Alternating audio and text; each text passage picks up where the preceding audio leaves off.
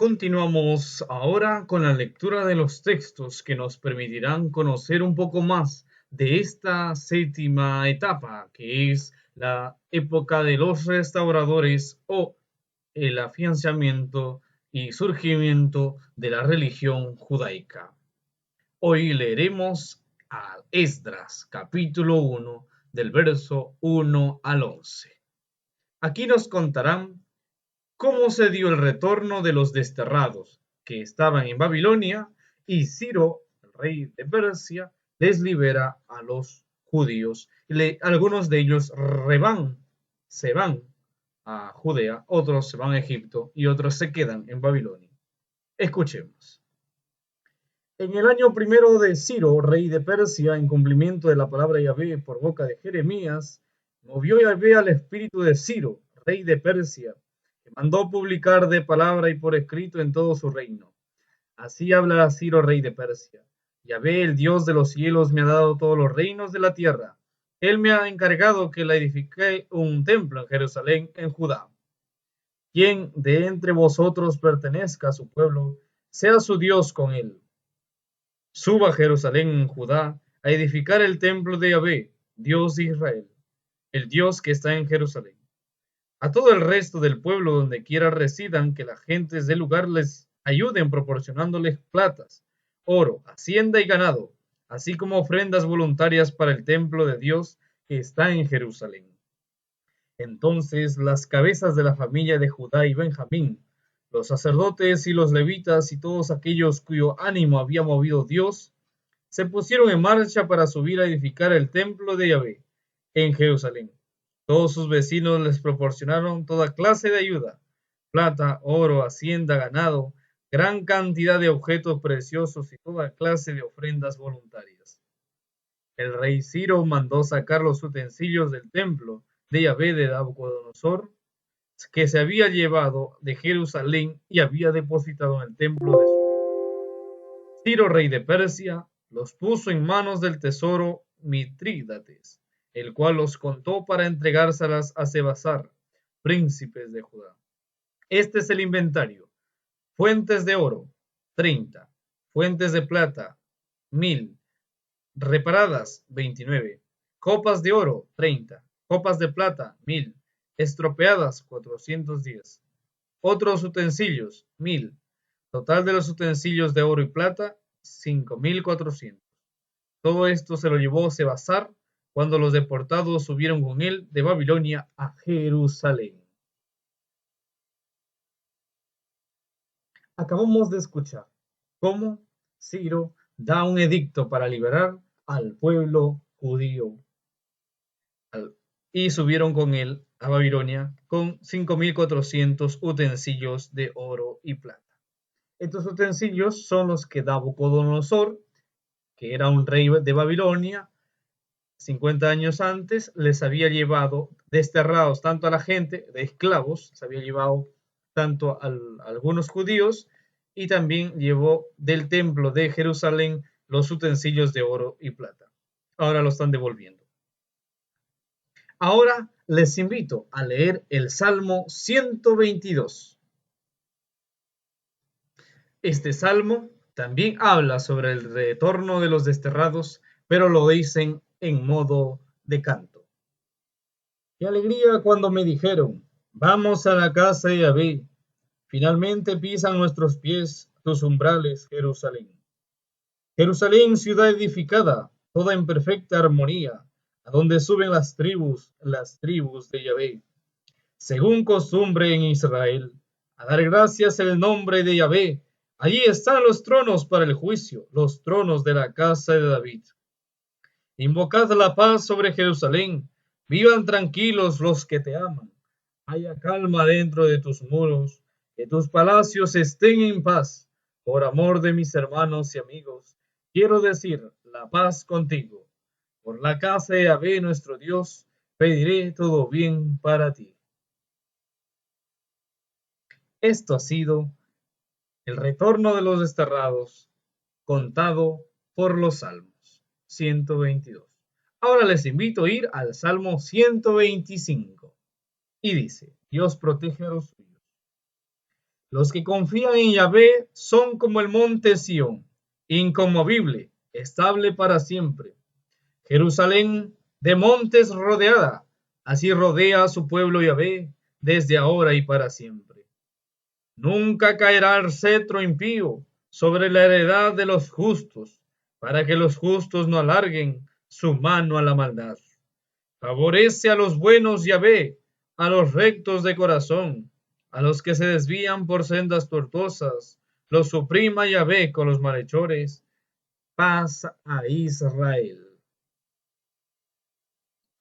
Tanto el Salmo, los dos salmos que hemos escuchado como el libro de Esdras, capítulo 1, nos cuentan cómo llegan el regocijo, llegan de regocijo y llenan también su corazón de regocijo estos judíos de tal manera que retroceden, caminan y vuelven a Jerusalén a reconstruir el templo confiando en el Señor. Ahora les invito a ir a otra lectura más que nos va a hablar sobre que Zorobabel dirige la reconstrucción del templo. Eso lo encontramos en Esdras capítulo 3. Y dice así: Llegado el séptimo mes, cuando ya los israelitas con sus ciudades se congregó todo el pueblo como un solo hombre en Jerusalén, Josué, hijo de Josadak, con sus hermanos los sacerdotes, y Zorobabel, hijo de Sealtiel, con sus hermanos, se pusieron a reconstruir el altar de Dios de Israel, para ofrecer en holocaustos, como está escrito en la ley de Moisés, hombre de Dios. Erigieron el altar en su emplazamiento, a pesar del temor que les infundía los pueblos de la tierra, y ofrecieron en él holocaustos a Yahvé, holocaustos de la mañana y de la tarde. Celebraron la fiesta de las tiendas, según está escrito con el número de los holocaustos cotidianos, establecidos según el rito de cada día. Después ofrecieron el holocausto perpetuo y los de los sábados, novilunios y todas las solemnidades consagradas a Yahvé, además de lo que cada uno quería ofrecer voluntariamente a Yahvé. Desde el día primero del séptimo mes comenzaron a ofrecer holocaustos a Yahvé, aunque no se habían echado todavía los cimientos del santuario de Yahvé. Pagaron con dinero a los canteros y a los carpinteros, dieron víveres, bebidas y aceite a los sidonios y a los tirios, para que enviasen por mar a Jope madera de cedro del Líbano, según la autorización de Ciro, rey de Persia. El año segundo de su llegada al templo de Dios en Jerusalén, el segundo mes, Zorobabel, hijo de Sealtiel, y Josué, hijo de Josadak, con el resto de sus hermanos, los sacerdotes, los levitas y todos los que habían vuelto del destierro a Jerusalén, comenzaron la obra. Designaron algunos levitas de 20 años en adelante para dirigir las obras del templo de Yahvé. Josué y sus hijos y sus hermanos, Jammiel y sus hijos, los hijos de Jodabías, se pusieron como un solo hombre a dirigir a los que trabajaban en la obra del templo de Dios. Cuando los albañiles echaron los cimientos del santuario de Yahvé, estaban presentes los sacerdotes, revestidos de lino fino, con trompetas, y los levitas, hijos de Asaph, con címbalos, para alabar a Yahvé según las prescripciones de David, rey de Israel. Cantaban alabando y dando gracias a Yahvé, porque es bueno, porque es eterna su misericordia para Israel. Y el pueblo entero prorrumpía en grandes clamores, alabando a Yahvé, porque el templo de Yahvé tenía ya sus cimientos. Muchos sacerdotes, levitas y jefes de familia, ya ancianos que habían conocido con sus propios ojos el primer templo sobre sus cimientos, lloraban a voz en grito, mientras que otros lanzaban gozosos clamores. Y nadie podía distinguir los acentos de clamor jubiloso de los acentos de lamentación, porque el pueblo lanzaba grandes clamores y el estrépito se podía oír desde muy lejos. Hasta aquí hemos escuchado cómo Zorobabel comienza a dirigir la reconstrucción del templo y ya poco a poco se van poniendo los cimientos del templo que antes fue destruido por Nabucodonosor, este rey babilonio que llevó al destierro al pueblo judío. Y gracias a Ciro, nuevamente rey de Persia, Ciro, rey de Persia, nuevamente el pueblo de Israel regresan a su tierra y reconstruyen el templo. Y vemos cómo parte del pueblo se alegraba tanto que gritaba, cantaba, mientras que otros también se lamentaban porque veían que este templo, recordando el primer templo que fue destruido por el rey pagano. Entonces pagaron dinero a los canteros y a los carpinteros, les dieron víveres y bebidas y aceites, e incluso pidieron a los sidonios y a los tirios, a los de Sidón y a los tirios, para que envíen madera del Líbano. Y así va a reconstruirse. Ahora les invito a ir al Nehemías capítulo 2 del verso 11 al 20, donde nos contarán cómo Nehemías dirige la reconstrucción de las murallas. Y dice así: Llegué a Jerusalén y me quedé allí 3 días. Luego me levanté de noche con unos pocos hombres, sin comunicar a nadie lo que mi Dios me había inspirado que hiciera por Jerusalén, y sin llevar conmigo más que la cabalgadura en que iba montado. Saliendo pues de noche por la puerta del valle, me dirigí hacia la fuente del dragón y hacia la puerta del muladar. Inspeccioné la muralla de Jerusalén por donde tenía brechas y las puertas que habían sido devoradas por el fuego. Continué luego hacia la puerta de la fuente y la alberca del rey, pero no había paso para mi cabalgadura. Volví a subir, todavía de noche, por el torrente, inspeccionando la muralla, y volví a entrar por la puerta del valle. Así regresé a casa. Los consejeros no supieron dónde había ido, ni lo que había hecho. Hasta entonces no había dicho nada a los judíos, ni a los sacerdotes, ni a los notables, ni a los consejeros, ni a los funcionarios. Entonces les dije: vosotros mismos veis la triste situación en que nos encontramos, pues Jerusalén está en ruinas y sus puertas devoradas por el fuego. Vamos a reconstruir la muralla de Jerusalén y no seremos más objeto de escarnio. Y les referí cómo la mano bondadosa de mi Dios había estado conmigo, y les relaté también las palabras que el rey me había dicho. Ellos dijeron: levantémonos y construyamos, y se afianzaron en un buen propósito. Al enterarse de ello, Sanballat, el Jonronita, Tobías, el siervo amonita, y Gesem, el árabe, se burlaban de nosotros y nos menospreciaban diciendo: ¿qué hacéis? ¿Es que os habéis rebelado contra el rey? Yo le respondí: el Dios del cielo nos hará triunfar. Nosotros, sus siervos, vamos a ponernos a la obra. En cuanto a vosotros, no tenéis parte, ni derecho, ni recuerdo en Jerusalén. Vemos cómo Nehemías sale con su cabalgadura a recorrer la ciudad, principalmente la periferia, y ve que hay varias brechas en la muralla y también hay puertas que están quemadas. Entonces le dice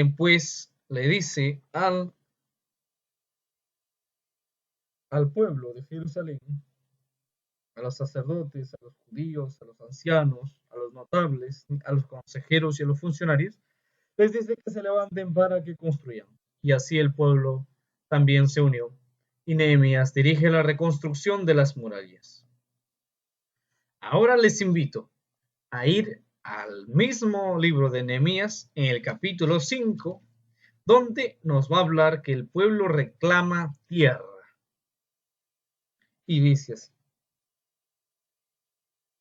un gran clamor se suscitó entre la gente del pueblo y sus mujeres contra sus hermanos judíos. Había quienes decían: nosotros, nuestros hijos y nuestras hijas, somos muchos y necesitamos grano con que comer y vivir. Había otros que decían: nosotros tenemos que empeñar nuestros campos, nuestras viñas y nuestras casas para conseguir grano en esta penuria. Y otros decían, tenemos que pedir prestado dinero a cuenta de nuestros campos y de nuestras viñas para el impuesto del rey. Y siendo así que tenemos la misma carne que nuestros hermanos y que nuestros hijos son como sus hijos. Sin embargo, tenemos que entregar como esclavos a nuestros hijos y a nuestras hijas.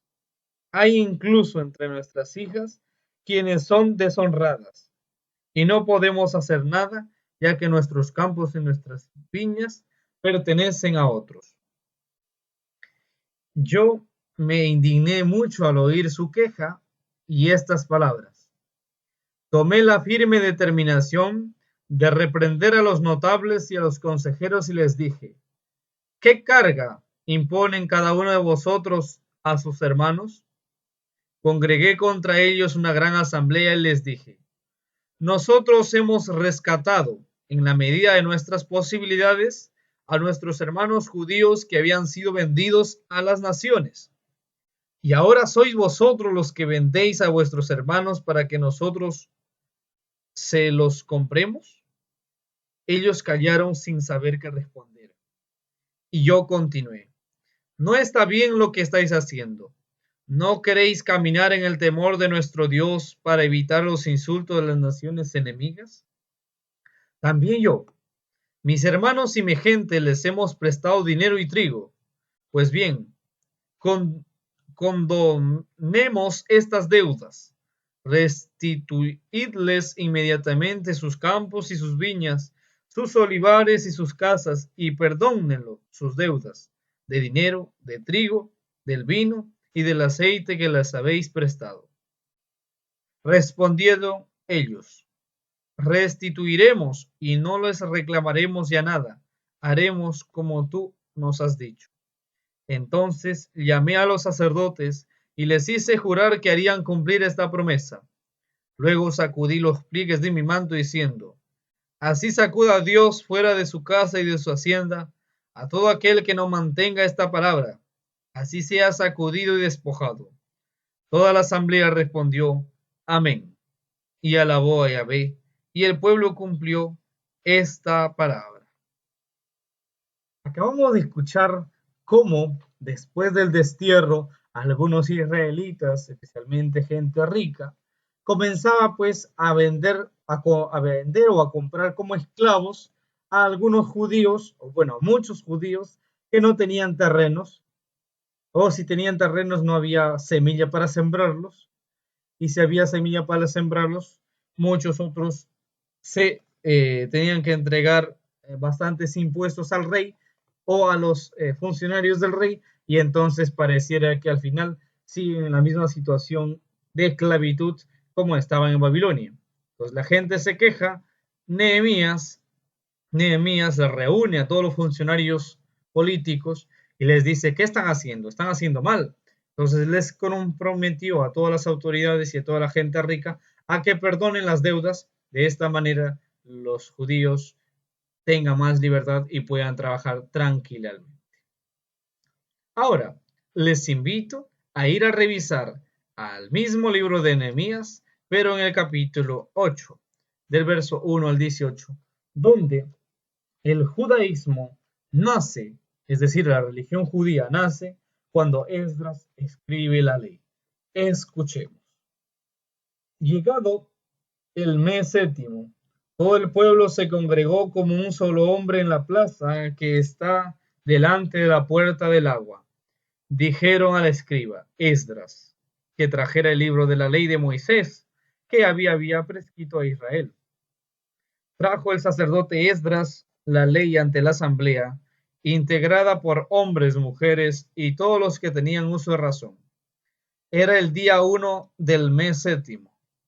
Leyó una parte en la plaza que estaba delante de la puerta del agua, desde el alba hasta el mediodía, en presencia de los hombres, las mujeres y todos los que tenían uso de razón. Y los oídos del pueblo estaban atentos al libro de la ley. El escriba Esdras estaba de pie sobre un estrado de madera levantado para esta ocasión.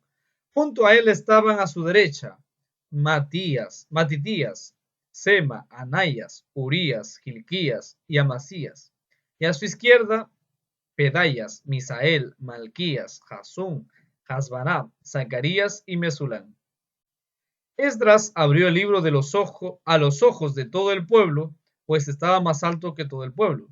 Y al abrirlo, el pueblo entero se puso en pie. Esdras bendijo a Yahvé, el Dios grande, y a todo el pueblo alzando las manos respondiendo, Amén, amén. E inclinándose se postraron ante Yahvé, rostro en tierra. Josué, Baní, Serebías, Yamín, Acub, Sabtai, Jodías, Masías, Kelitá, Azarías, Josafá, Jonán, Pelayas, que eran levitas, explicaban la ley al pueblo que seguía en pie. Y Esdras leyó en el libro de la ley de Dios, aclarando e interpretando el sentido para que comprendieran la lectura. Entonces Nehemías el gobernador y Esdras el sacerdote escriba y los levitas que explicaban al pueblo dijeron a todo el pueblo. Escuchemos. Este día está consagrado a Yahvé vuestro Dios. No estéis tristes ni lloréis, pues todo el pueblo lloraba al oír las palabras de la ley. Díjoles también, id y comed manjares grasos, bebed bebidas dulces y mandad su ración a quien no tiene nada preparado, porque este día está consagrado a nuestro Señor. No estéis tristes. La alegría de Yahvé es vuestra fortaleza. También los levitas tranquilizaban al pueblo diciendo, callad, este día es santo, no estén tristes. Y el pueblo entero se fue a comer y a beber, a repartir raciones y a hacer grande festejo, porque habían comprendido las palabras que les había enseñado.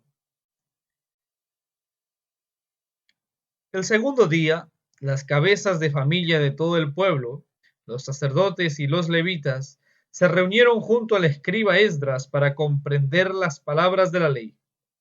Y encontraron escrito en la ley que Yahvé había mandado por medio de Moisés, que los israelitas tenían que habitar en cabañas durante la fiesta del séptimo mes. En cuanto lo oyeron, hicieron pregonar en todas las ciudades en Jerusalén. Salid al monte y traed ramas de olivo, de pino, de mirto, de palmera y de otros árboles frondosos, para hacer cabañas conforme a lo escrito.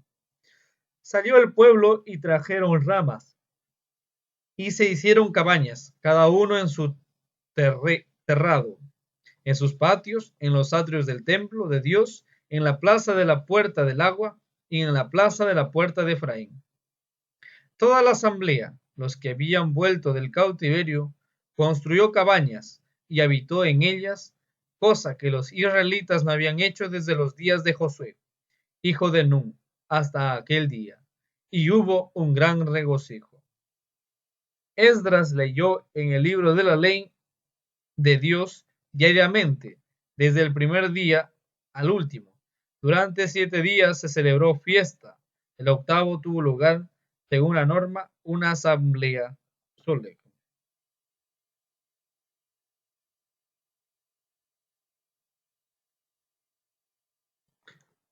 Acabamos de escuchar cómo el pueblo entero comienza a poner en práctica las normas que Dios había dado a Moisés y durante el tiempo de los profetas. Ahora es este el libro y el capítulo, Nehemías, del capítulo 8, del 1 al 18, donde surge el judaísmo como tal. De ahora en adelante, todos los libros que se narren de este capítulo para adelante van a ser prescripciones normativas, referencia del templo, referencia de la ley y del culto. Es aquí, en este capítulo y en este libro, donde surge el judaísmo como religión. Ahora les invito a ir al libro del profeta Isaías, capítulo 61, donde el profeta nos recuerda el reinado de Yahvé. Y dice así: el Espíritu del Señor me acompaña, por cuanto que me ha ungido Yahvé, me ha enviado a anunciar la buena nueva a los pobres, a, a vendar los corazones rotos, a pregonar a los cautivos la liberación y a los reclusos la libertad, a pregonar año de gracia a Yahvé y un día de venganza de nuestro Dios, para consolar a todos los que lloran, para darles diadema en vez de ceniza, perfume de fiesta en vez de duelo, alabanza en vez de espíritu abatido. Se les llamará robles de justicia, plantío de Yahvé para gloria suya. Reconstruirán ruinas seculares, levantarán escombros ya viejos, y restaurarán ciudades devastadas, escombros desolados por generaciones. Habrá gente extranjera apacentando vuestros rebaños, personas extrañas serán vuestros lavadores y vuestras viñas. Os llamarán sacerdotes Yahvé, os dirán ministros de nuestro Dios. Conseguiréis la riqueza de las naciones, os apoderaréis de sus posesiones.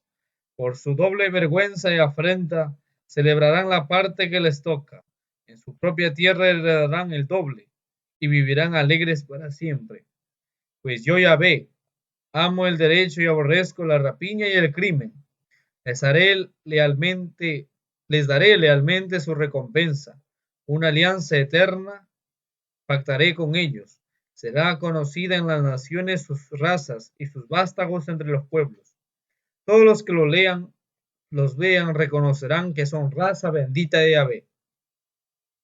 Gozo y disfruto en Yahvé, me alegro animoso en mi Dios, pues me ha puesto ropas de fiesta, me ha vuelto en manto de victoria, como el novio que se pone una corona, como la novia que se adorna con aderezos. Igual que una tierra produce plantas y un huerto germina rebrotes, el Señor hace germinar la liberación y la alabanza ante toda la asamblea. Acabamos de escuchar cómo el profeta Isaías nos da una experiencia de Dios cercana, de renovación de corazón, donde todos los que creen en el Señor recibirán su recompensa y ponen su confianza en Él. Estas personas serán capaces de reconstruir ruinas seculares, levantarán escombros ya viejos. Es decir, este relato nos habla pues con lo que es la misión del profeta Isaías, de recordar al pueblo una restauración del corazón, un amor hacia Dios, porque el Señor nos ha hecho entrar en gozo y en triunfo. De modo que, animados alegremente con ese espíritu que Dios nos concede, el pueblo judío comienza a surgir como religión, comienza a animarse a seguir siendo fieles al Señor. Hasta aquí hemos conocido las lecturas de algunos textos que nos han permitido conocer un poco más cómo retornaron y cómo al llegar comenzaron a construir el templo y las murallas. Luego hubo algunos problemas respecto a tierras y por lo tanto fue necesario que Nehemías haga que todos perdonen las deudas. Luego vemos cómo el pueblo reunido leen la ley de Moisés, hacen caso a lo que dice esa ley y comienzan a vivir pues como la ley de Dios manda. Y luego también el profeta Isaías, este último que hemos leído, que nos hace recordar cómo vivir en gracia, cómo vivir cerca de Dios, pues llenándonos de regocijo, porque el Señor hace producir que nuestras tierras tengan planta y el Señor nos hace germinar la liberación y la alabanza ante todas las naciones. Nos encontramos, que el Señor de los milagros les siga bendiciendo.